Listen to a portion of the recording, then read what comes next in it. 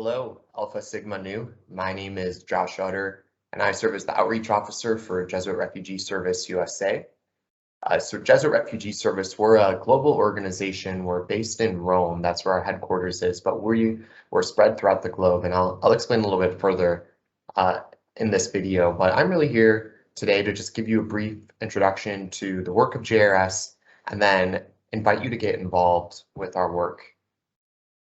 And so to start, I just really want to highlight that the times we're living in, we're seeing a very changed reality. I'm taking the words here from Filippo Grandi, who is the UN High Commissioner for Refugees. Today, forced displacement is at an unprecedented number. There's over 80 million people who are displaced worldwide. This includes refugees, so people who have fled their home country and are now in another country. It includes internally displaced persons, so people who have been displaced within their own country. So think of a country like Ethiopia, where conflict has moved people around, Syria, Iraq, just some countries where conflict has moved people around. And then also asylum seekers are included in this number of 80 million. So asylum seekers are people who have left their country and they're at the port of entry of another.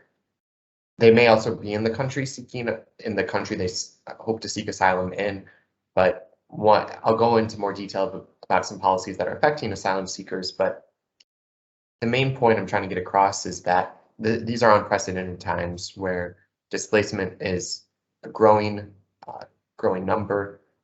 More and more people are affected by this daily. So Jesuit Refugee Service, we're responding to displaced persons. While our name has the word refugee in it, we're not limiting who we serve to who is legally defined as a refugee. We are serving all people who have fled their homes for whatever reason. But we were started in 1980 by Father Pedro Rupe, who founded JRS really to be the Jesuits' response to forcibly displaced persons.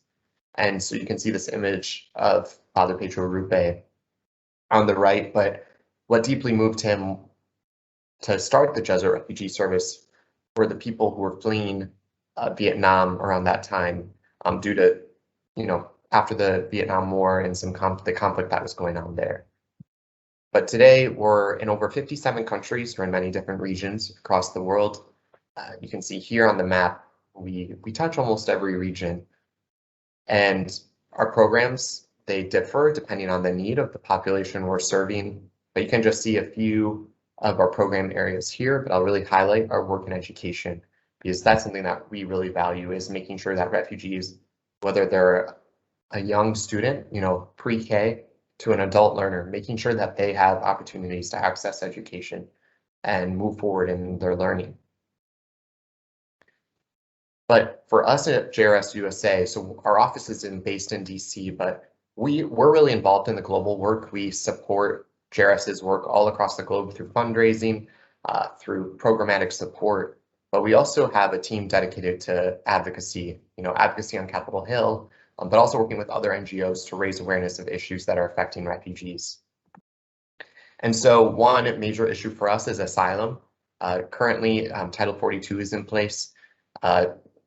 That's a title from the US government that is limiting asylum seekers' opportunity to file an asylum claim. So we really are calling for the end of that.